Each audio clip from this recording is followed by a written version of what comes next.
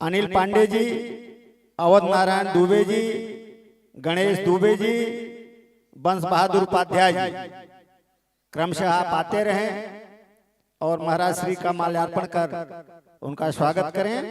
श्री अनिल पांडे जी, आप उमेश पांडे जी के पिताजी हैं। उमेश पांडे जी भी इसमें बहुत अच्छी कथा कह रहे हैं, राम कथा। आप अयोध्या में रहते हैं, श्री उमेश कृष्णानी के नाम से जाने जाते हैं। जोरदार तालियों से हम भी महाराज श्री का स्वागत करें। तालियां बजती रहनी चाहिए। तालियां बजने से तमाम शरीर के रोग दूर होते हैं। और यह कथा मंडप में मालूम होता है कि सजीव लोग बैठे हैं कि निर्जीव कहें। तालियां बजती रहनी चाहिए। अवध नारायण दुबे जी, बंश बहादुर उपाध्याय जी, श्री अधर श्याम उपाध्याय जी, अधर श्याम उपाध्याय जी, मणिकांत दुबे जी, आप लोग क्रमशः शीघ्र आते रहें और महाराज श्री का माल्यार्पण कर स्वागत करते रहें। राम शंकर पांडे जी, प्रेम शंकर दुबे जी, शिव मोहन उपाध्याय जी, वकील साहब, श्री अवध नारायण दुबे जी, श्री अवध नारायण तिलौरा दुबे,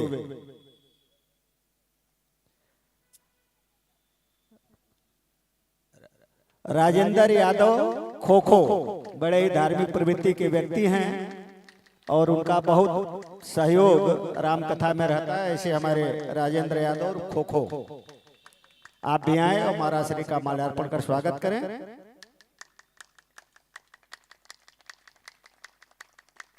बहुत ही सुंदर कथा कल से महाराज श्री के मुखारबिंद से हम सबको सुनने को मिल रही है।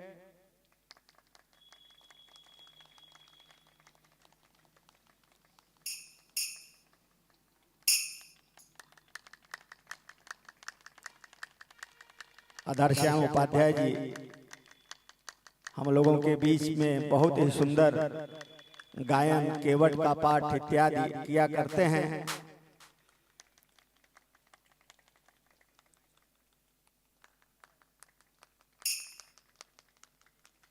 अब मैं श्री मनोज मिश्र दाऊ जी से चरणों में निवेदन करूंगा कि भर भर के राम कथा रूपी गंगा में हम सबको अवगाहन कराएं। Shri Manoj Mishra ji. Hello hello hello. ओम श्रीमन्महागणाधिपते नमः। श्री गुरुचरण कमलेभ्यो नमः।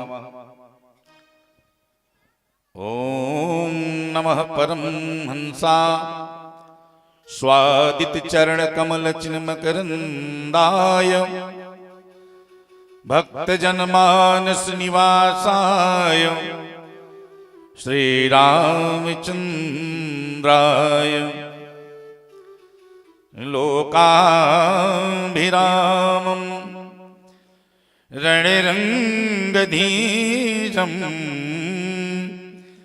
राजीवनेत्रं रघुवंशनाथं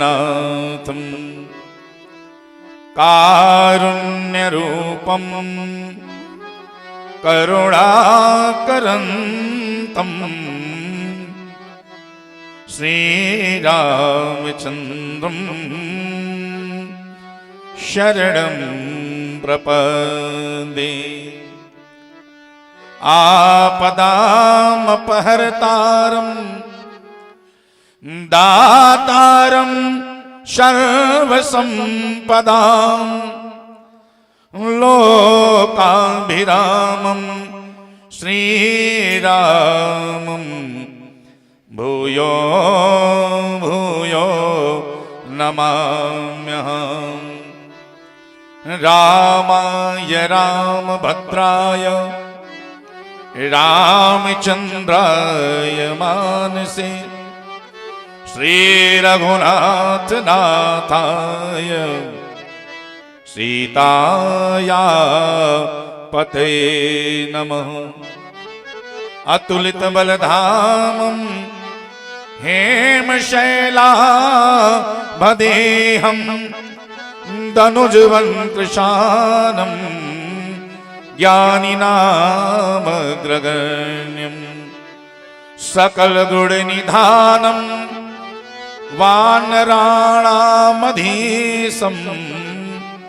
रघुपति प्रिय भक्तं वातजातं नमामि। गंगातरंगरमणीय जटाकलापं गौरी निरंतर विभो शितवामभागम्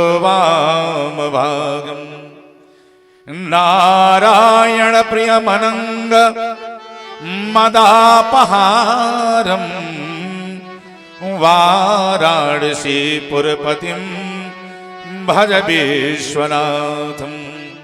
सर्वमंगलमंगल्ये शिवे सर्वार्थ साधिके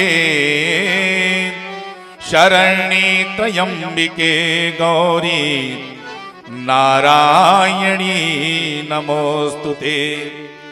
बार बार बर मागो हर्षि देव श्रीरंग पद सरोजन पायनी भगति सदा सत्संग। भक्ति भक्त भगवंत गुरु चतुर नाम बपुए तिनके पद वंदन किए नासै बेगने अनेक। श्रद्धा और प्रेम से बोलिए सियावर राम चंद्र भगवान की। और धीरे से बोलिए, धीरे धीरे बोल, कोई सुन ना ले, नहीं तो पुलिस से आ जाएगी। धीरे धीरे बोलिएगा। बोलिए प्रेम से वीर बजरंग बली की। हाँ, थोड़ा आप तो माइक में बोल रहे हैं, आप धीरे ही बोलिए। बोलिए प्रेम से वृंदावन बिहारी लाल की। चाहे और धीरे से बोलिए, सब उल्टी खोपड़ी वाले। बोलिए प्रेम से विंध्याचल महारानी की, गंगा मैया की, दुर्गा मैया की, लक्ष्मी मैया की, सरस्वती मैया की। हाँ, अब सावधानी पूर्वक और बुलंद आवाज से बोलिए प्रेम से सत्य सनातन धर्म की, सत्य सनातन धर्म की, भारत माता की, भारत माता की। अच्छा, आज के समय में बड़ी विचित्र स्थिति है। हम लोग कहीं कहीं कथा में भारत माता की जय बोलवा देते तो इस पर भी सियासत होने लगती है। लगता है महाराज जी भाजपाई है। यानी भारत माता की जय बोलने के लिए कह दीजिए तो भाजपाई हो गए। ये केवल भाजपाइयों का काम है। भाई, हम जिस देश के रहने वाले हैं, जिस देश में हमारा जन्म हुआ है, जिस देश का खाए, तो भाई उसका गुण भी तो गाना चाहिए। अपने देश, अपने धर्म के प्रति कृतज्ञता ज्ञापित करनी चाहिए। और आज के समय में भारत माता की जय बोलो तो आदमी को जय बोलने में का शर्म आती है कि हम भारत माता की जय नहीं बोलेंगे। और उन लोगों से अगर कह दिया जाए पाकिस्तान जिंदाबाद का नारा लगाओ तो हाथ उठा के पाकिस्तान जिंदाबाद का नारा लगाते हैं। ऐसे देशद्रोहियों को का महाराज लात मार करके हिंदुस्तान के बाहर निकाल देना चाहिए, जो भारत में रह करके, भारत का खा करके और भारत माता की जय नहीं बोल सकते हैं। उन देशद्रोहियों के कान में आपकी आवाज जानी चाहिए कि हमारे सनातन धर्म के सजग प्रहरी और जग चुके हैं, अब इनको कोई दबा नहीं सकता है। इसलिए भारत माता की जय बुलंद आवाज से सभी लोग बोलिए प्रेम से भारत माता की, भारत माता की। आइए इसी जोश और जज्बे के साथ सभी लोग बड़े प्रेम के साथ में प्रभु के दिव्य पावन मंगलमय नाम का स्मरण करेंगे। तत्पश्चात समयांतर्गत प्रभु की दिव्य मंगलमयी चर्चा होगी। सभी लोग जय जयकारा। ये है उसी जोश के साथ में कीर्तन। कोई भी धीरे धीरे से कीर्तन नहीं करेगा, सब ऊंचे स्वर से करेंगे। बोलिए प्रेम से भक्तवत्सल भगवान की। अरे जय के बाराम के नागरिया सबेरे चला, जय के बाराम के नगरिया सवेरे चला, जय के बाराम के नागरिया सबेरे चला, जय के बाराम के नगरिया सवेरे चला, रहिया में बीते ना उमरिया सबेरे चला, रहिया में बीते ना उमरिया सवेरे चला, बचपन बीतला बीतली जवानी आहे, बचपन बीतला बीतली जवानी आहे, आयल बूढ़ा पात खत्म कहानी आहे, आयल बूढ़ा पाता खत्म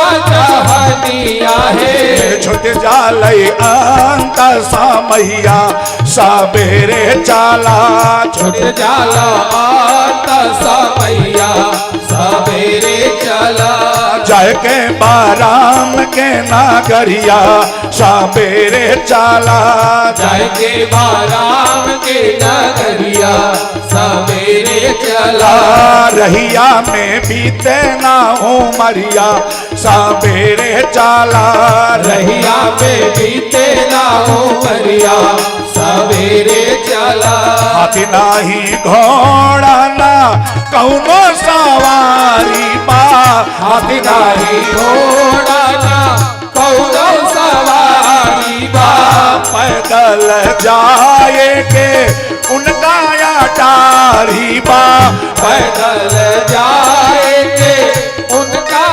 गाड़ी बा, बट जे जो हेला बटोहिया सबेरे चला, बट जो है ला बटोहिया सवेरे चला, जय के बाराम के नागरिया सबेरे चला, जय के बाराम के नगरिया सवेरे चला, रहिया में बीते ना उमरिया सबेरे चला, रहिया में बीते ना उमरिया सवेरे चला, राम जी के माया कहीं धूप कहीं छाया मारा, राम जी के माया का कहीं धूप छाया बा, ना के हो यापन ना के हो पराया बा, ना के हुआ पन ना के हु पराया बा, माया के लागल बाबा जरिया सबेरे चला, माया के लागल बाबा जरिया सवेरे चला, माया के लागल बाबा जरिया सबेरे चला, माया के लागल बाबा जरिया सवेरे चला, जय के बाराम के नगरिया सबेरे चला, जय के बाराम के नगरिया सवेरे चला, रहिया में बीते ना उमरिया सबेरे चला, रहिया में बीतल बाहू बरिया सबेरे।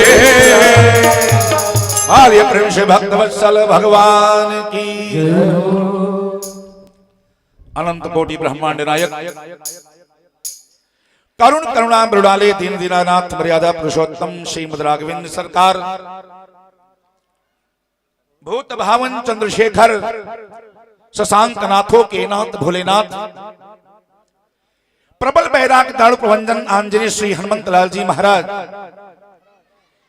कविकुल कविता कला कामनी कांत संत शिरोमणि पूज्यपाद गोस्वामी तुलसीदास जी महाराज, परम आदरणीय परम सम्मानीय परम श्रद्धे श्री रामचरित मानस श्रीमद भागवत एवं अन्य धर्म शास्त्रों के ज्ञाता, जिनके माध्यम से विगत वर्षों में आपके बीच में आना हुआ था और आज उनके भोजन की भी व्यवस्था थी, प्रसाद की व्यवस्था, ऐसे जो आपके गांव के इस मिट्टी के सुगंध है, देदीप्यमान नक्षत्र, बहुत ही दिव्यतम कथा सुनाने वाले भाई श्री धर्मराज शास्त्री जी। हाँ, और बढ़िया ढंग से भाई जिसका खाए उसका गावे। हाँ, तो विगत वर्षों में आपने निवेदन किया, हम आए भी 2-2 वर्ष आए और कथा सुनाए, और उनके पिताजी भी जिनकी बड़ी कृपा हमारे ऊपर रहती थी, स्वामी श्री लक्ष्मणाचार्य जी महाराज, जिनके बारे में भी जितना कहा जाए, पूरे भारतवर्ष में अपनी दिव्यतम शैली के माध्यम से उन्होंने राम कथा, श्रीमद् भागवत कथा का प्रचार प्रसार किया, और अपनी शैली की अपनी एक विधा थी, और उसी विधा की धारा में पूरे भारतवर्षों में का बड़े बड़े मंचों पर जा जा करके राम कथा की ऐसा पताका फहराने वाले, जिनके द्वारा अभी अभी आप सभी लोग भगवान की दिव्य मंगलमय कथा का रसास्वादन कर रहे थे। हम तो इस उम्र में जब हमसे मिले ना, इस जगह कानपुर में मिले, तो हम सोचे ये बच्चा ही क्या कथा सुनाएगा, लेकिन देखन में छोटन लागो, घाव करो गंभीर, सब जानते हैं। हाँ, हम के बच्चा है कथा क्या सुनाएगा, लेकिन जब कानपुर में मंच पर बैठा तो हमको लगा कि धर्मराज शास्त्री आ गए हैं।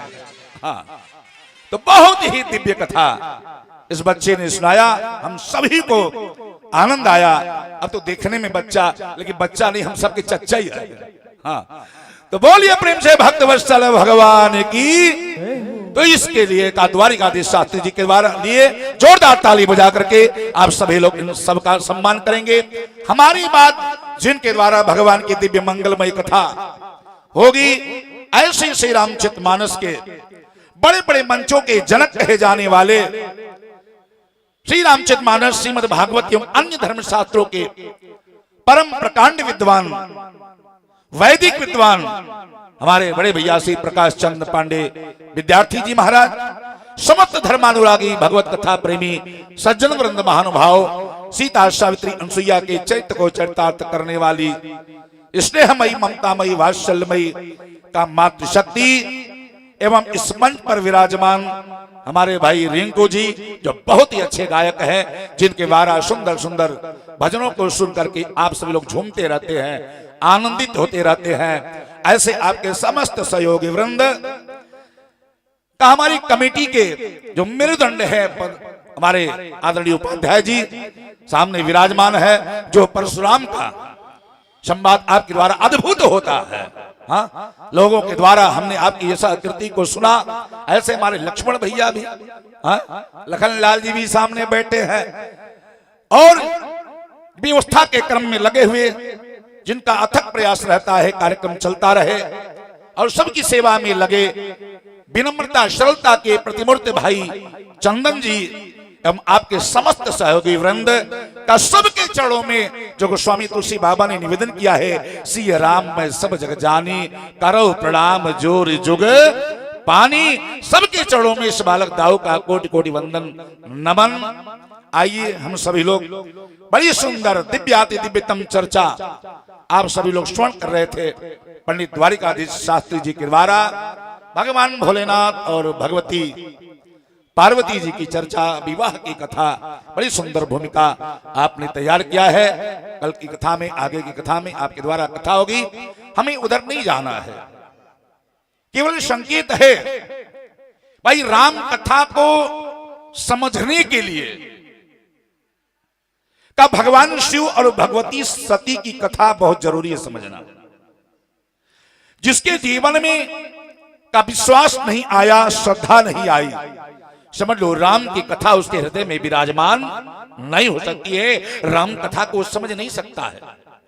गोस्वामी तुलसी बाबा से पूछा गया, बाबा आपने का राम कथा को बाद में लिखा, शिव कथा को पहले ऐसा क्यों किया? गोस्वामी बाबा ने कहा यही क्रम भी होना चाहिए हमारो आपके जीवन में, यही क्रम। भगवान कौन है का वंदना प्रकरण में गोस्वामी तुलसीदास जी महाराज ने निवेदन कर दिया, भवानी शंकर बंदे का श्रद्धा विश्वास रूपिणो। का भवानी श्रद्धा की प्रतिमूर्ति है, भगवान शिव विश्वास के प्रतिमूर्ति है। का जब तक का श्रद्धा और विश्वास हमारे जीवन में नहीं आएंगे तब तक भगवान की कथा हमारे हृदय में आने वाली नहीं है। बिना विश्वास के भगवान की भक्ति भी हमारे हृदय में नहीं आ सकती है। बिनु विश्वास भगति नहीं, कहते ही बिनु द्रवही न राम, और राम कृपा बिनु सपने हो का जीवन अल्लाह विश्राम। अगर राम की कृपा आप चाहते हैं तो पहले भगवान भोलेनाथ और भगवती की कृपा को आप प्राप्त कर ले, उसके बाद में राम की कृपा तो अपने आप हो जाएगी। हाँ, इसलिए गोस्वामी बाबा ने कहा पहले भगवान भोलेनाथ और भगवती की कथा को निवेदन किया है। तो बड़ी सुंदर कथा आप सभी लोग श्रवण कर रहे थे। अपने द्वारा रामचरितमानस की एक चौपाई जो गोस्वामी तुलसी बाबा ने निवेदन किया है, उसी चौपाई के माध्यम से कथा को आगे बढ़ाएंगे। चौपाई ऐसी है कि उस चौपाई पर अगर महीनों कथा कही जाए, महीनों का तो भी कम है। ये रामचरितमानस की विशेषता है साहब। एक से बढ़ के एक विद्वान हुए जो एक एक चौपाई पर महीनों महीनों का कथा कहते रहते हैं। गोस्वामी तुलसी बाबा ने निवेदन किया कि मति की रहती अगति भूति भलाई, जब जे ही जहा और जतन जे ही पाई। का मति की रति गति भूति, अगर ध्यान से सुनिएगा एक एक बात सबको समझ में आएगी। अगर ध्यान कहीं इधर उधर चला गया तो कथा हाईवे पकड़ लेगी। हाँ, कब बगल से गाड़ी निकल जाएगी पता नहीं चलेगा, हाईवे है साहब। तो हमारे आदरणीय अध्यक्ष जी बैठे हैं, आपने कहा महाराज आपकी रफ्तार बहुत है। हम क्या करें, रफ्तारे वाली हम गाड़ियां चलाते हैं। ऐसे ही लोगों के साथ में रहे हैं इसलिए रफ्तार, लेकिन कोशिश करेंगे कि एक एक बात सबको समझ में आ जाए। हाँ, चाहे पढ़ा लिखा हो, चाहे अनपढ़ हो, चाहे एकदम गंवार हो, अगर ध्यान से सुनेगा तो उसको भी हमारी बात समझ में आ जाएगी। ताकि स्वामी जी निवेदन किया मति की रति, मति माने बुद्धि। हमने कल की कथा में निवेदन किया था कि सत्संग करोगे तो सत्संग से आपको मति की प्राप्ति होगी। लोग कहते हैं फलाने के पास में बुद्धि नहीं है महाराज, वो बुद्धिहीन है। अगर बुद्धि चाहते हो, मति चाहते हो तो आप सत्संग करो, आपको मति की प्राप्ति हो जाएगी। एक ने पूछा कि महाराज मति की प्राप्ति तो सत्संग से हो जाएगी, लेकिन सुमति की प्राप्ति कैसे होगी? भाई मति के बाद में सुमति का भी तो नंबर है। का सुमति की प्राप्ति कैसे होगी?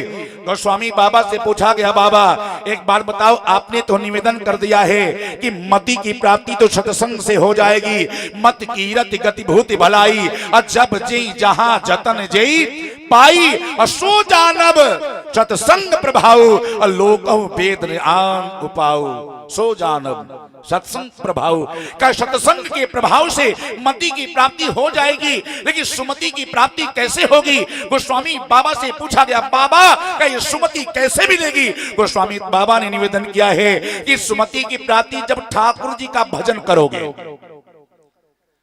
का जब तक भजन नहीं करोगे का तब तक सुमति मिलने वाली नहीं है। का आप कहोगे कोई प्रमाण है, लेकिन वो भी भजन कैसे करना है? केवल हाथ में माला लेकर के राम राम करते रहे का यही भजन हो गया? या मंच पे बैठ करके हम गीत गा दी यही भजन हो गया? का नहीं। गोस्वामी बाबा से पूछा गया, बाबा किस प्रकार से भजन करना चाहिए जिससे हमारे जीवन में सुमति की प्राप्ति हो जाए?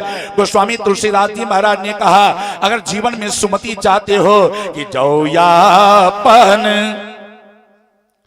भाई धन्य हो तिलठीग्राम, जहां लगातार रामचरितमानस का पाठ होता रहता है लगातार।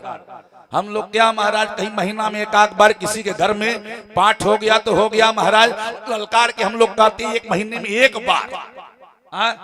अब यहां लगातार 365 दिन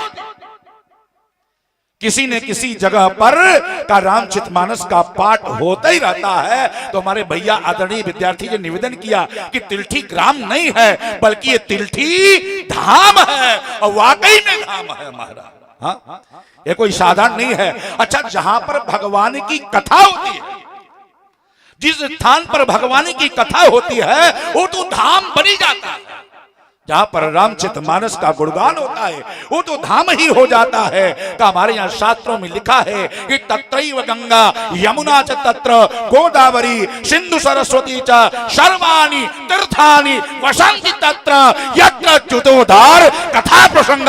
जहां पर भगवान की कथा होती है सारे के सारे तीर्थ का अपने आप वहां पर आ जाते हैं। तो वाकई में जो तिलठी है का तिलठी ग्राम नहीं बल्कि तिलठी धाम है। और ऐसे तिलठी धाम में बैठ करके आप सभी लोग कथा श्रवण कर रहे हैं। हमारे जहां के युवा भी कथा प्रेमी हो। लोग खोजते हैं, अगर थोड़ा भी इधर उधर भटक जाओ तो कहते महाराज आज कथा नहीं सुना है। भटक गए। जहां के युवा भी कथा सुनना चाहते हैं का वो तिलठी ग्राम है। भाई जहां युवा कथा वाचक हो तो श्रोता भी युवा। इतनी संख्या में युवा हर जगह नहीं बैठते हैं, सब बूढ़े बूढ़े युवा तो लेकर के मोबाइल सड़क के किनारे बैठे होंगे और जगह पे। लेकिन यहाँ कम से कम हमारे युवा साथी भगवान की कथा में बैठे हुए हैं और बैठ करके बड़े प्रेम के साथ में कथा सुन रहे हैं। कहा कि स्वामी तुलसी बाबा ने निवेदन किया, जानते हो का सुमति की प्राप्ति कैसे होगी, का भजन करो, का भजन कैसे करना है, का जो आपन और चाहे कल्याणा सुजस सुमति शुभ गति सुख नाना। सुजस सुमति शुभ गति सुख नाना। का सुजस चाहते हो, का सुमति चाहते हो, गति ही नहीं का शुभ गति अगर चाहते हो, का सुख चाहते हो तो करो क्या, का विकार मुक्त होकर के ठाकुर जी का भजन करो। विकार युक्त नहीं, विकार मुक्त होकर के जब ठाकुर जी का भजन करोगे, प्रभु का भजन करोगे, तब जाकर के आपको सुमति की प्राप्ति होगी। काम क्रोध मद लोभ सब नाथ नरक के पंथ सब परिहरी रघुबीर ही का भाजा हूं भाजा ही जही संत। और जिसका भजन का संत महापुरुष करते हैं। यानी जब विकार युक्त होकर के आप भजन करोगे तो सुमति की प्राप्ति नहीं होगी। का तब किसकी प्राप्ति हो जाएगी, का कुमत की प्राप्ति हो जाएगी। कुमत बड़े सावधानी के साथ में आप सुनेंगे। हमारी माताएं बहनें भी पढ़ी लिखी बैठी है, बच्चियां भी पढ़ी लिखी बैठी है। का सुमति और कुमति को स्वामी बाबा ने दो शब्द निवेदन किया। यानी आपके मन में जब विकार होगा, भाई भगवान का भजन क्या है, भजन तो कल्प वृक्ष है, कामधेनु है। आप कल्प वृक्ष के पास में बैठ करके जो भी कल्पना करेंगे वो सब पूरा हो जाएगा। एक कल्प वृक्ष है साहब, ठाकुर जी का भजन कामधेनु है का जो भी मांगोगे सब मिलेगा। लेकिन आपकी भावना जैसी होगी, जाकी रही भावना जैसी, अब प्रभु मूरत देखी तिन तैसी। जैसी आपकी भावना होगी, जिस भावना से आप ठाकुर जी का भजन करोगे फल भी उसी अनुरूप मिलेगा। भजन तो कर रहे हो लेकिन भावना ठीक नहीं है तो फल कहां से बढ़िया मिलेगा। भजन आप कर रहे हो, आपके मन में विकार है, जब विकार युक्त होकर भजन करोगे तो आपके जीवन में कुमत की प्राप्ति होगी। लेकिन विकार मुक्त होकर भजन करोगे तो सुमत की प्राप्ति होगी। और स्वामी बाबा ने कहा कि जहां सुमति तह असंपत्ति नाना, जहां कुमति तह विपत्ति निदाना। कहा जहां सुमति है कहा वहां नाना प्रकार की संपत्ति है, और जहां कुमति है कहा वहां विपत्ति है। इसलिए मेरे प्यारे, अब आप कह सकते हो महाराज मान लो कुसंगति के वजह से, विकार के वजह से हम मायावी जीव हैं, हमारे अंदर विकार तो आ ही सकता है। अगर विकार के वजह से हमारे जीवन में कुमत की प्राप्ति हो जाएगी तो इसका कोई उपचार है। फिर गोस्वामी बाबा के पास में भक्त पहुंचा। अब पहुंच करके गोस्वामी बाबा से निवेदन कर दिया, बाबा मान लो हमारे जीवन में कुमति की प्राप्ति हो गई है, कुमति हमारे जीवन में आ गई है, तो कुमति का निवारण का क्या है। कुमति का निवारण गोस्वामी तुलसीदास जी महाराज ने निवेदन किया है, एक कुमति तो बहुत जबरदस्त है, हाँ इसका निवारण बड़ा मुश्किल है, लेकिन इसका भी निवारण हो जाएगा। कहाँ हो जाएगा, का जब बागेश्वर धाम जाओगे, हाँ जब बागेश्वर धाम जाओगे का तब हो जाएगा, हनुमान जी के शरण में जाओगे का तब हो जाएगा। हम नहीं कह रहे हैं। गोस्वामी तुलसी बाबा ने कलम उठाया और कलम उठा करके का रामचरितमानस में निवेदन कर दिया, अरे हनुमान चालीसा में का निवेदन कर दिया, महावीर विक्रम बजरंगी और कुमति निवार सुमति के संगी। हाँ, ये हनुमान जी महाराज हैं।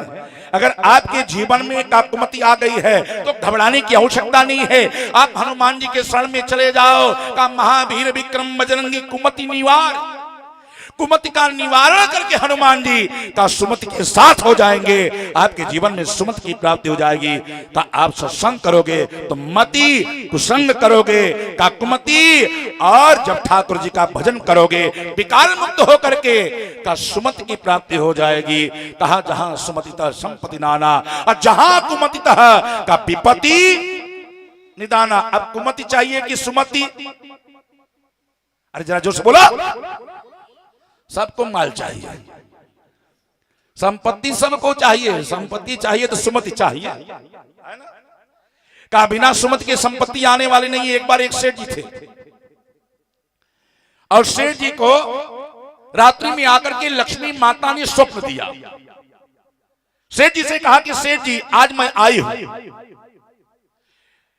और आई हूं, दोबारा मैं फिर आऊंगी, लेकिन हमसे तुम एक ही चीज मांगना, एक चीज, दो चीज नहीं मांगना है। अब लक्ष्मी जी स्वप्न दे करके चली गई। अब इस सेठ जी महाराज रात भर इनको नींद नहीं आई, स्वप्न देख लिए थे, रात भर नींद नहीं आई। और जब नींद नहीं आई तो इनके पास में 3 बच्चे, तीनों की शादी हो चुकी थी, 3 बच्चे, और पहुंच गए महाराज अपनी बहुओं के पास। बच्चों के पास नहीं गए, बहुओं के पास में गए और जाकर के बड़ी बहू से उन्होंने निवेदन किया कि एक बात बताओ, लक्ष्मी माता स्वप्न में आई थी और लक्ष्मी माता ने कहा कि एक चीज मांगना, बताओ कौन सी चीज मांगो। उसने कहा ये महाराज हम लोग का मकान बढ़िया नहीं है, खूब बढ़िया मकान मांग लो। कहे अच्छा अच्छा मकान, हाँ मकान तो नहीं है, सही बात है भाई, परिवार है, लेकिन अच्छा मकान नहीं है। ठीक है, मकान की बात जम गई। गए महाराज मझली बहू के पास जाकर के उससे पूछे कि लक्ष्मी माता ने स्वप्न दिया फिर आएंगी देने के लिए, लेकिन उन्होंने कहा कि एक चीज मांगना, बताओ कौन सी चीज मांगे। उसने कहा महाराज खूब रुपया मांग लो, जब रुपया हो जाएगा तो हम लोग मकान भी बनवा लेंगे, रुपया मांग लो। कहा अच्छा अच्छा रुपया। छोटी बहू के पास में गए और जाकर के छोटी बहू से उन्होंने पूछा कि छोटी बहू एक बार बताओ, लक्ष्मी माता स्वप्न में आई थी, दोबारा फिर आएंगी, एक मौका उन्होंने दिया। कहा कि एक चीज मांगना, दो चीज नहीं। छोटी बहू कथा में जाती थी, सत्संग करती थी, भजन करती थी, संस्कारिक थी। उस बहू ने कहा कि पिताजी अगर लक्ष्मी जी से मांगना है तो एक चीज मांगना। का कौन सी चीज? का सुमति मांग लेना, कि परिवार में सुमति बनी रहे, परिवार में कुमति ना रहे, का यही मांग लेना। सेठ जी को लगा ये बहुत अच्छी बात और बड़ी ऊंची बात इसने निवेदन कर दिया।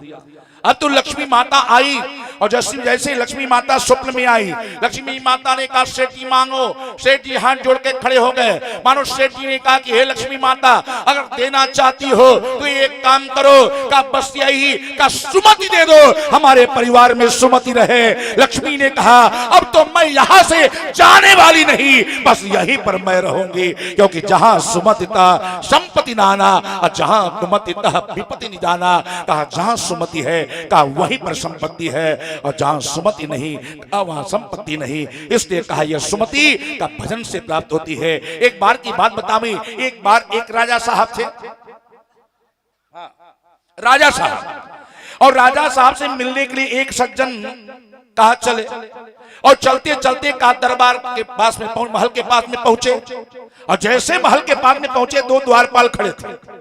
2 द्वारपालों ने देखा कि भाई ये आदमी एकदम फटे हाल है, भिखारी की तरह दिख रहा है, कपड़े फटे हैं, एकदम गंदे हैं, शरीर पर कभी साबुने नहीं लगा, हाँ दूर से बदबू आ रही है शरीर पे, का पैर में चप्पल का निशान तक नहीं है, एकदम फटे हाल, एकदम खंजाट का आया है। और आकर के खड़ा हुआ, उसने पूछा कि भाई कौन हो, किससे मिलना है?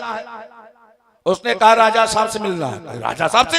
तुम राजा साहब से मिलो? कहा जाओ और जाकर के राजा साहब से कह दो कि तुम्हारा साढ़ू आया है। साढ़ू? अभी दोनों नीचे से लेके ऊपर तक देखने लगी राजा साहब का साढ़ू। कहा राजा कहा भिखारी, ये साढ़ू कैसे हो सकता है, इसकी स्थिति जरा देखो। कहा ये साढ़ू नहीं है। कहा नाना, कहने नहीं जाके कह दो राजा साहब से कि तुम्हारा साढ़ू आया है। दो द्वारपाल थे, एक दरवाजे पर खड़ा रहा, एक सोचा जाकर के पूछते ही हो सकता है राजा साहब का साढ़ू हो। गया और जाकर के राजा साहब से उसने निवेदन किया कि राजा साहब कहा क्या बात है। कहे हुजूर आपका साढ़ू आया है। राजा साहब बोले हमारा साढ़ू, आज तक तो हम किसी साढ़ू को नहीं जानते, किसी साढ़ू को नहीं देखे, हमारी कोई साली सहराज है ये नहीं है, इस साढ़ू कहां से आ गया, ये साढ़ू कहां से आ गया। राजा साहब रानी को बुलाए और रानी को बुला करके राजा साहब ने पूछा कि रानी एक बात बताओ, तुम्हारी कोई बहन है। रानी ने कहा कोई बहन नहीं। कहे साढ़ू कहां से आ गया। करे कोई बहन नहीं है, मैं तो अकेली। कहा अच्छा कोई फुफेरी बहन, जरा याद करो, फूफा की लड़की। अरे फूफा उफा किसी की लड़की नहीं। कहीं मौसी की लड़की, का वो भी नहीं है। कहीं मुंह बोली बहन, का वो भी नहीं है। कहीं तो साढ़ू कहां से आ गया। कहे तो अपने साढ़ू से बुला के पूछो आपका साढ़ू कैसे हो गया, बुलाओ साढ़ू को।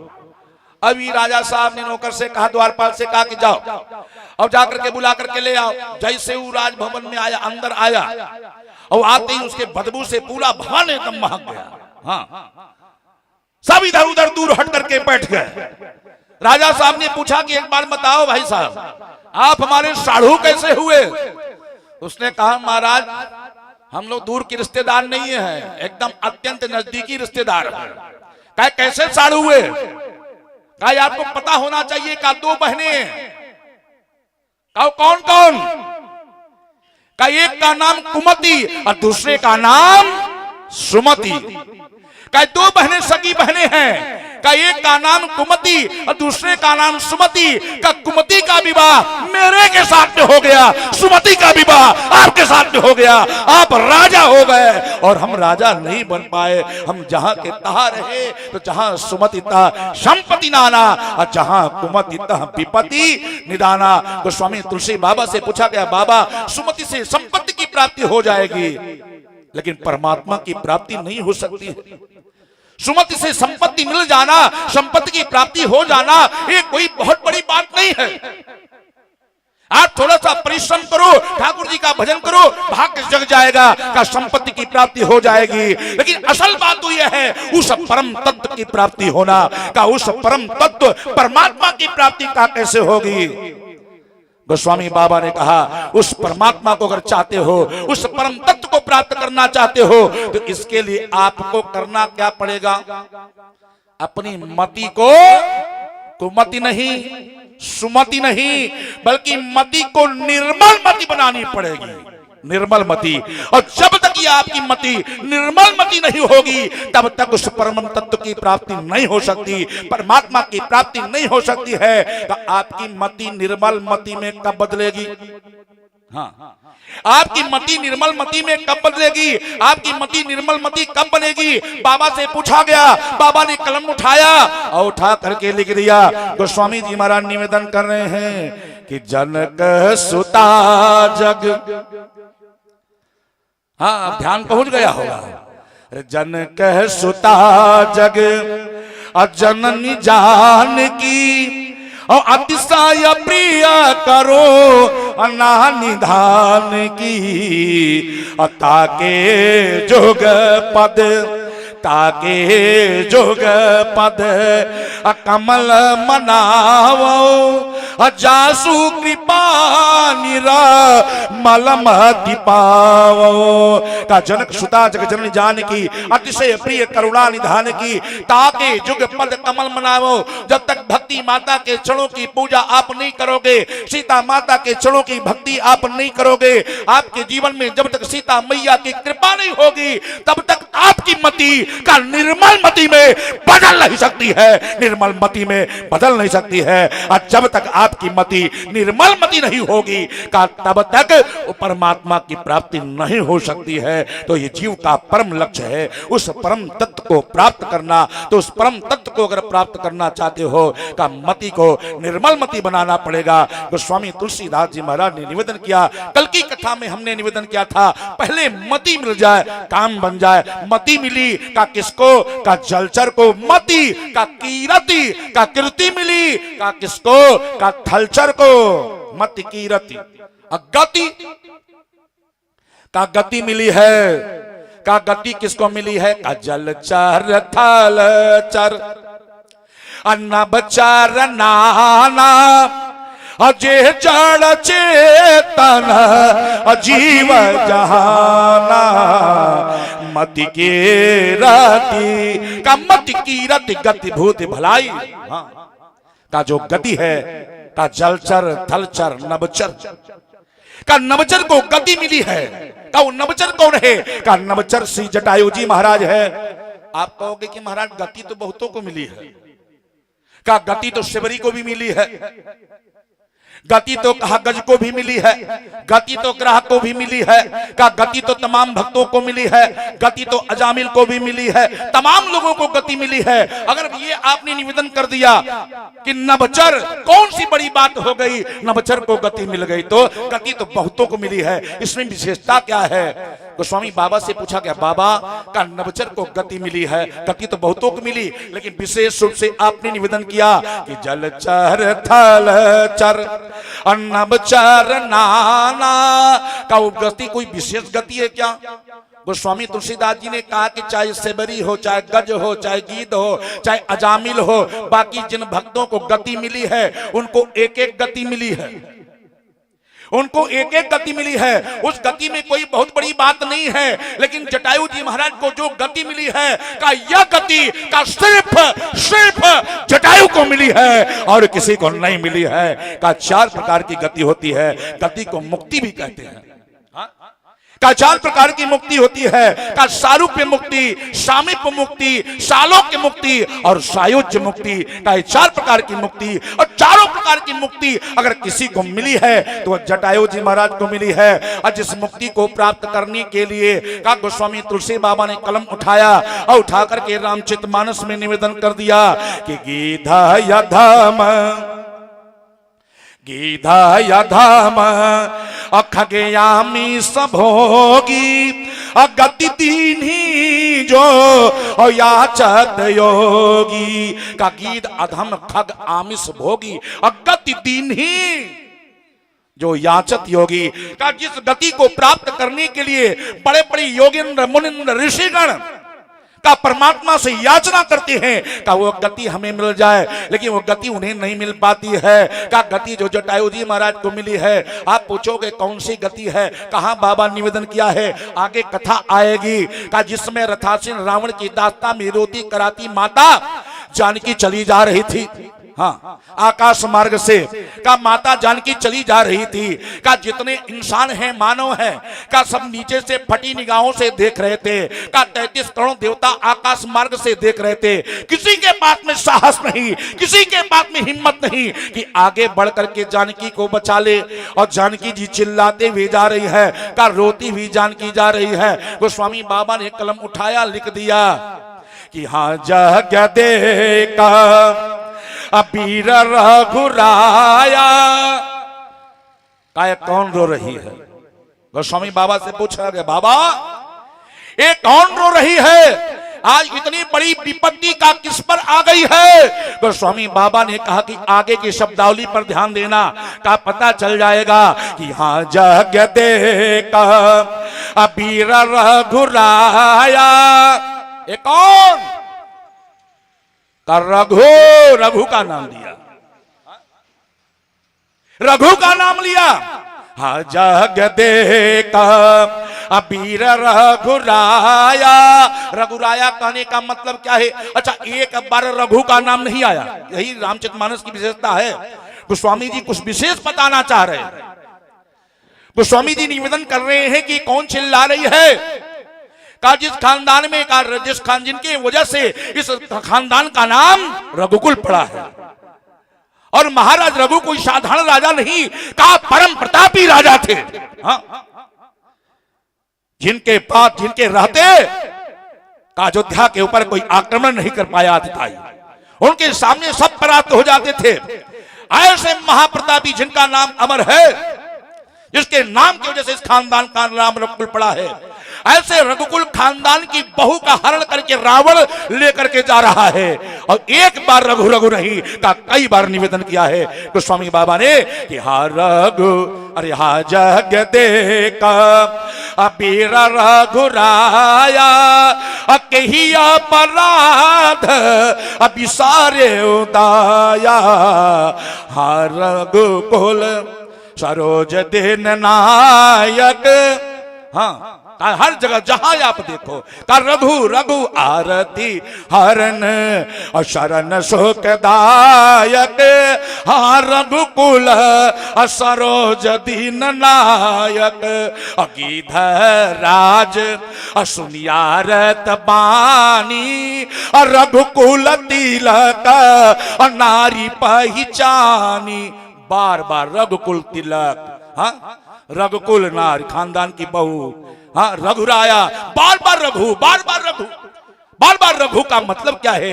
डायरेक्ट राम की पत्नी कह देते, महाराज दशरथ की बहू कह देते, लेकिन नहीं, यानी गोस्वामी तुलसी बाबा ने बताया कि जब महाप्रतापी रघु के खानदान की बहू का हरण हो सकता है आपकी एक चुप्पी से, का जब सदाचार चुप रहता है तो दुराचार आगे बढ़ता है, और जब दुराचार आगे बढ़ेगा तो आपके जीवन की सुख शांति सब समाप्त हो जाएगी। कहा जे सदाचारी चुप है आज के समाज में, अगर सदाचारी चुप नहीं रहते तो दिल्ली जैसे जगह पर, जहां पर जल सेना है, जहां पर थल सेना है, जहां पर वायु सेना है, सारी सेना विराजमान है, सारी सुरक्षा व्यवस्था जहां पर विराजमान है, वहां निर्भया जैसा कांड हो सकता है। हाँ? हमारी और आपकी औकात क्या है साहब?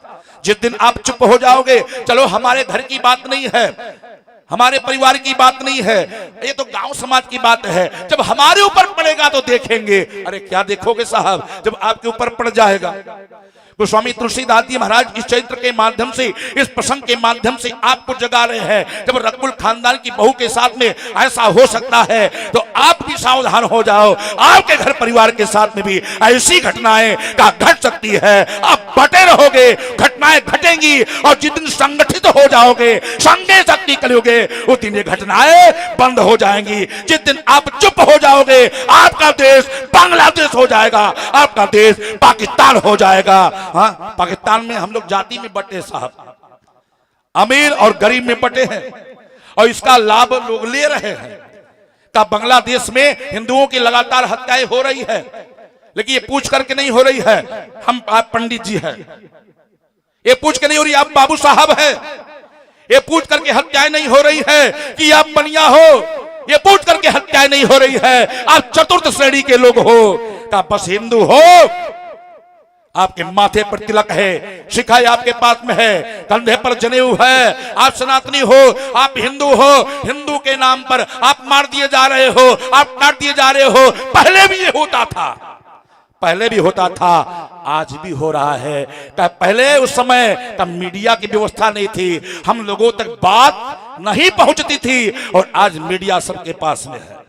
हाँ, मीडिया के माध्यम से आज सबको पता चल रहा है। इसीलिए हमारी योगी बाबा ने नारा भी लगाया, बटोगे तो कटोगे और एक रहोगे तो सेफ रहोगे, इससे मत बटो। और हमारे शास्त्रों में पहले ही निवेदन कर दिया था, कलयुग में का संग में शक्ति है, संगे शक्ति कलयुगे। आज सब बिखरे हुए हैं, इसलिए रावण का अत्याचार का दिनों दिन का बढ़ते जा रहा है। तो स्वामी तुलसी बाबा माने हम सब को संकेत कर रहे हैं।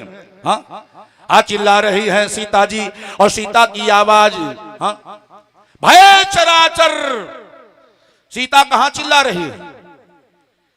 कहा यहाँ जंगल में, दंडकारण्य वन में पुष्पक विमान पर बैठी हुई है, कहा जा रही है। सीता आवाज लगाई, भय चराचर जीव दुखारी। सारे चराचर में का सीता की आवाज सुनाई पड़ी, का देवलोक में, पाताल लोक में, और पूरे पृथ्वी लोक में सारे चराचर के जीवों के कान में सीता की आवाज सुनाई पड़ी।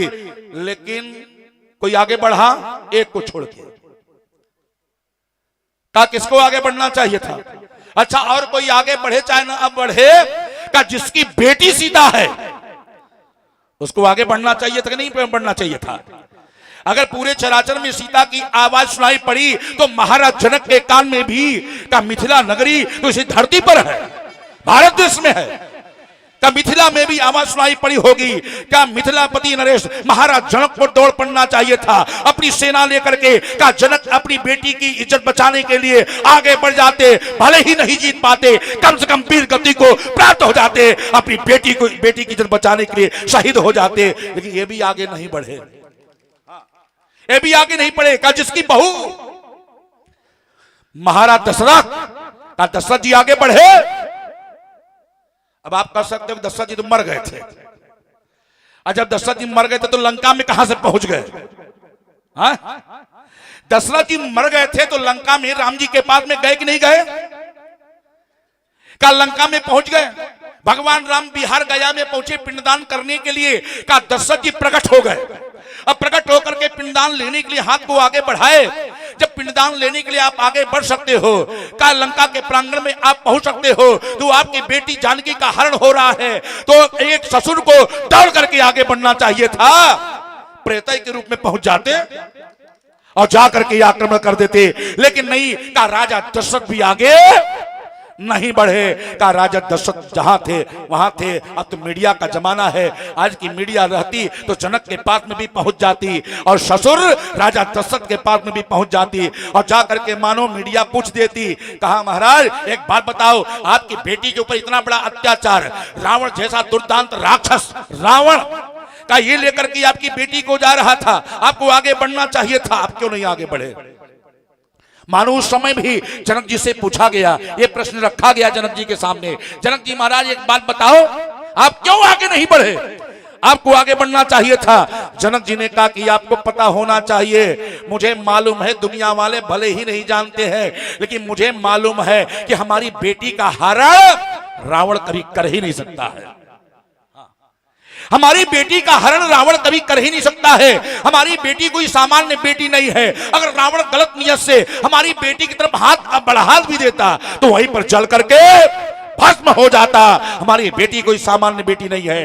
वो कौन है? हमको ये पता था, हमारी बेटी का देही नहीं, का रावण देही पर हाथ लगा सकता है, लेकिन पैदेही पर नहीं लगा सकता है। हमारी बेटी आदि शक्ति जही जग उपजाया और सौ अवतरो मोरया माया। हमारी बेटी आदि शक्ति परा भगवती है। मानो पत्रकार महोदय ने पूछ दिया, महाराज जनक कैसे आपको पता चला आपकी बेटी आदि शक्ति परा भगवती है? का जिस धनुष को 10,000 राजा मिलकर के का नहीं उठा पाए थे, ये धनुष को 10,000 राजा मिलकर के नहीं उठा पाए थे, उस धनुष को हमारी बेटी 4 वर्ष की बेटी अपने बाएं हाथ से उठा करके का धनुष को नीचे झाड़ू लगा रही थी।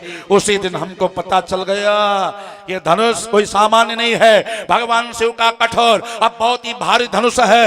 इस धनुष को बाएं हाथ से 4 वर्ष की अवस्था में उठाने वाली जो बेटी है ये कोई सामान्य नहीं, का सीधे आदि शक्ति महामाया है। उसी दिन हमको पता चल गया और उस पर भी धरती से प्रकट हुई थी। हाँ, किसी सामान्य इंसान की रज से वीर से नहीं, कहा महाराज का यह धरती से प्रकट हुई है, और जो प्रकट हुई है का वो सामान्य नहीं, का ये तो वैदेही है। इसलिए कहा हमारी बेटी का हरण रावण कर ही नहीं सकता है। और वास्तविकता भी यही है, रावण ने जिसका हरण किया है का वो वैदेही नहीं है।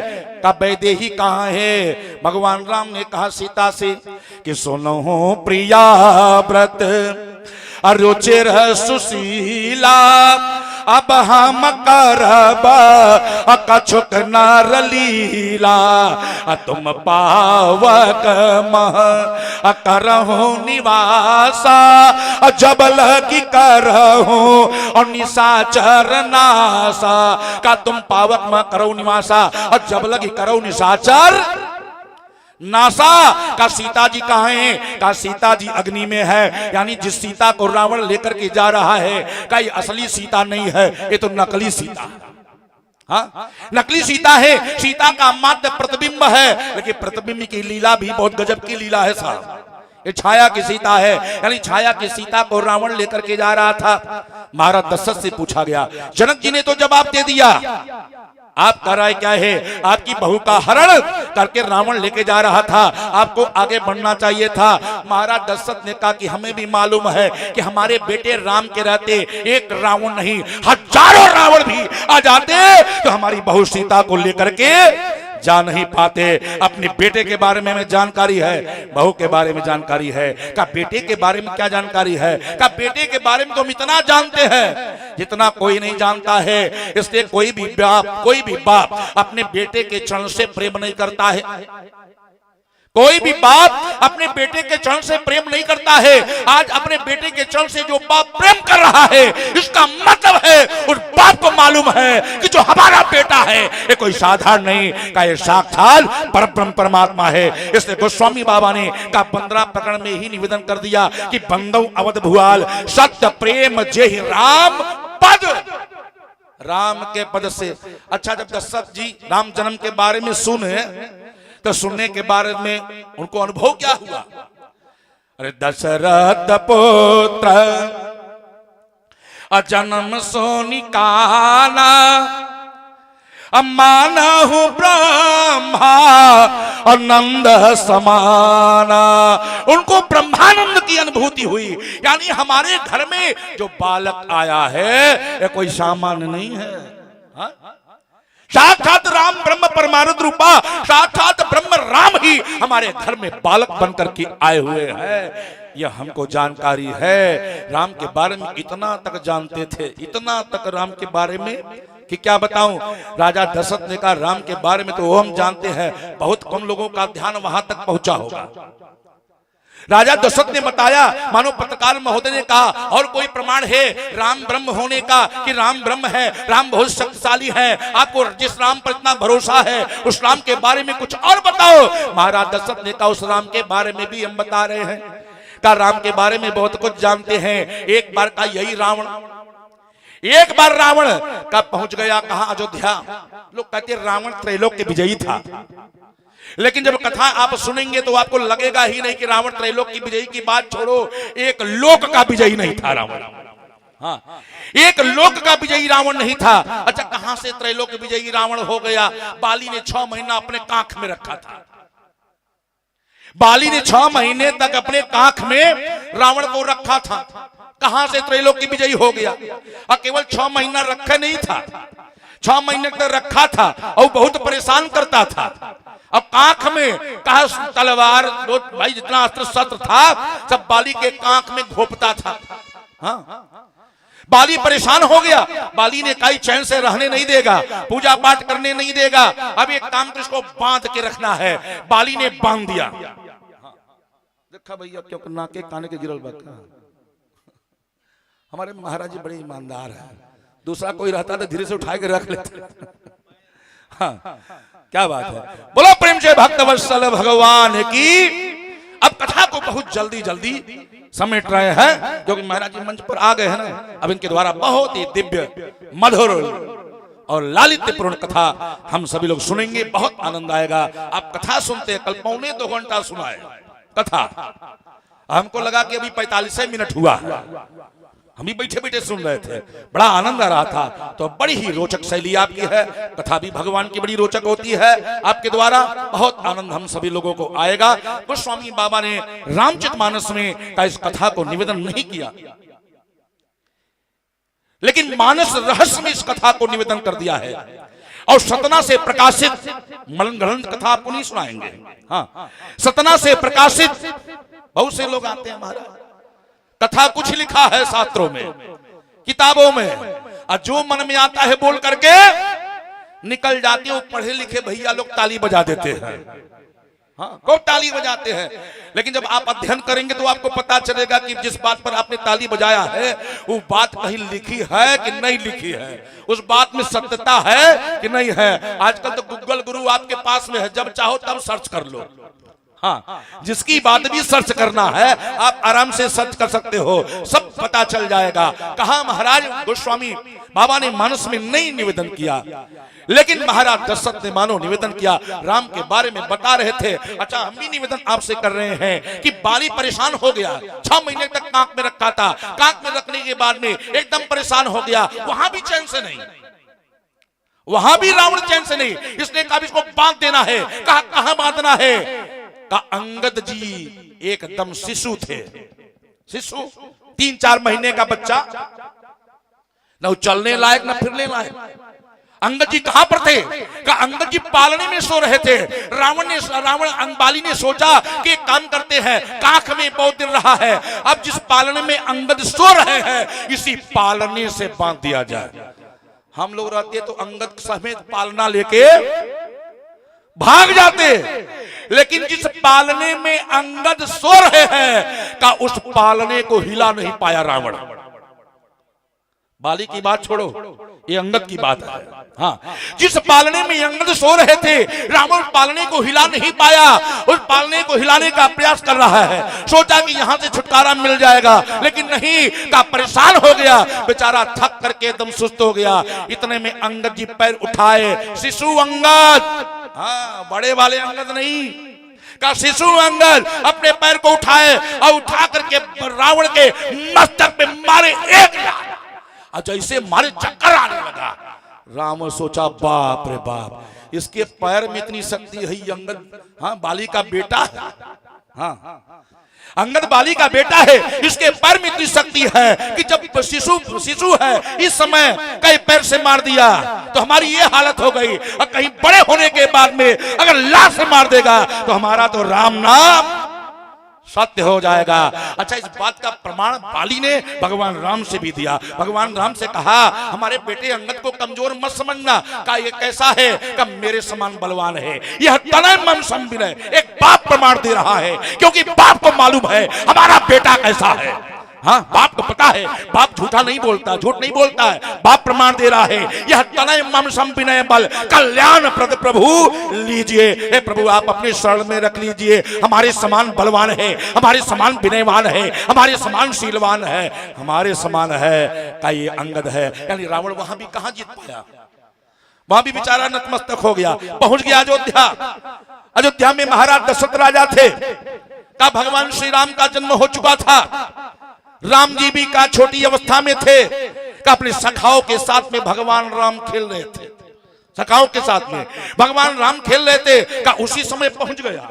घड़ी की सुई बहुत तेजी से आगे बढ़ रही है, और कथा इतनी है कि महाराज अगर कथा कहते रहे कई दिनों की कथा हो जाएगी। बस ये अंतिम बात बोल करके वाणी को विराम दे देंगे। बोलिए प्रेम से भक्तवत्सल भगवान की। कहा महाराज, कहा राम जी इस सखाओं के साथ में का छोटा छोटा धनुष बाण लेकर के का खेल रहे थे। का उसी समय रावण आया और आकर के महाराज का अयोध्या के किले के दरवाजे को पीटने लगा, लेकिन किले का दरवाजा नहीं तोड़ पाया। कहा त्रैलोक्य विजयी रावण है, किले का दरवाजा नहीं तोड़ पाया। का तब तक महाराज किले का दरवाजा खोला गया। महाराज दशरथ का रथ पर विराजमान हुए। अब विराजमान होकर के सेना लिए और लेकर के दरवाजा खोल के जैसे ही बाहर गए का रावण से और महाराज दशरथ से युद्ध होने लगा।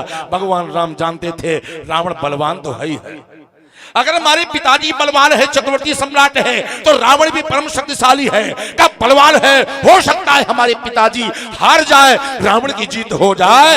इसलिए भगवान राम छोटे धनुष बाण को लिए थे और लेकर के मारे एक बाण, रावण सीधे अयोध्या से जाकर के का लंका में गिरा।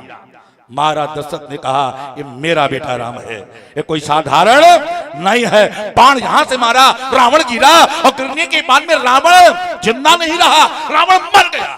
रामलीला वही कर खत्म। हाँ, रावण मर गया। और जब रावण मर गया तो हाहाकार लंका नगरी में मच गया। अब रावण मर गया, अब कैसे जिंदा होगा? कई कथाएं इसके पीछे आती है। का मंदोदरी आकर के विलाप करने लगी, और विलाप करते करते मंदोदरी को लगा कि अब एक काम करो, अपने पति को जिंदा करना है। पति जिंदा कैसे होगा? सुखैन वैद्य ने बताया कि पति जिंदा तब होगा तुम्हारा, रावण जिंदा तब होगा जब अमृत आएगा धरती पर। अमृत कहाँ है? का अमृत चंद्रमा के पास में है। का मंदोदरी जाती है और जाकर के करके मंदोदरी का चंद्रमा से अमृत लेकर के आती है और उसी अमृत को विभीषण को देती है। विभीषण एक काम करो, इस अमृत को पिला दो। कहा अमृत को पिलाया गया, का पिलाने से थोड़ी काम बनेगा। हाँ, का इसके नाभि कुंड में का अमृत को फिट करना पड़ेगा। इसके नाभि कुंड में का अमृत को फिट कौन करेगा? विभीषण तो पिला ही सकते थे, लेकिन नाभि कुंड में अमृत फिट करने वाला कौन? का सुखेन वैद्य। हाँ, सुखेन वैद्य का उसके नाभि कुंड में अमृत को फिट कर दिया, और जैसे अमृत को फिट किया है, उसके बाद में रावण जग गया। ऐसी बहुत सारी कथाएं हमारे यहाँ पुराणों में का लिखी गई है। यानी रावण का वहां भी जीत नहीं पाया था, रावण मर गया था। त्रैलोक विजयी रावण कहा, मानो महाराज दशरथ ने पत्रकार महोदय से कहा, हम जानते अपने बेटे के बारे में, जब हमारा छोटा सा बच्चा बाण छोटे से बाण से मार दिया, उस समय रावण मर गया था, बाद में रावण को जिंदा कर दिया गया। तो हमारा बेटा कोई सामान्य बेटा नहीं है, हमारा बेटा का वो सर्वशक्तिमान राम है, कोई साधारण नहीं है। इसलिए बेटे के बारे में जानकारी है, विश्वास है, हमारे बेटे राम के रहते हमारी बेटी सीता का हरण कोई कर ही नहीं सकता है। अगर सीता का हरण रावण करके लेके जा रहा है तो उसके पीछे कोई न कोई कारण जरूर है, और यह कारण राम को मालूम होगा। इस प्रकार से मानो महाराज दशरथ ने जवाब दिया। गोस्वामी बाबा ने संकेत कर दिया, बार बार रघु रघु शब्द कहने का तात्पर्य है हम सबको जगाया है। कि गोस्वामी बाबा निवेदन कर रहे हैं कि गीधे राज असुनियार तो बानी रघुकुल तिलक नारी पहचान। अब इसमें भी कथा है साहब, लेकिन कथा आज नहीं सुनाएंगे। का गीध राज सुनी आरत बानी रघुकुल तिलक। रघुकुल तिलक की नारी है, पत्नी है। रघुकुल तिलक नारी पहचानी। कैसे पहचान गए? जटायु जी महाराज। इसका मतलब है कि बिना देखे कोई किसी को पहचानता नहीं है। यानी सीता को देख करके जटायु जी पहचाने, मतलब यह है कि सीता से एक बार की मुलाकात नहीं है, और भी सीता से मुलाकात है। इसलिए आगे की कथा होगी। आगे लगभग 10 मिनट ज्यादा हो गया, तो हम महाराज जी से हम क्षमा याचना करेंगे। हाँ भाई, अब कथा इसे जगह जाके फंस गई थी कि गाड़ी को आगे बढ़ानी ही पड़ेगी ना, नहीं तो एक्सीडेंट ही हो जाएगा। बोलो प्रेम से भक्तवत्सल भगवान की, बोलिए प्रेम से वीर बजरंग बली की, उमापति महादेव की। ओम नमः पार्वती पतये हर हर महादेव। बहुत बहुत धन्यवाद मनोज जी, बहुत ही सुंदर जीवनोपयोगी चर्चा राम कथा के माध्यम से आपने हम सबको सुना।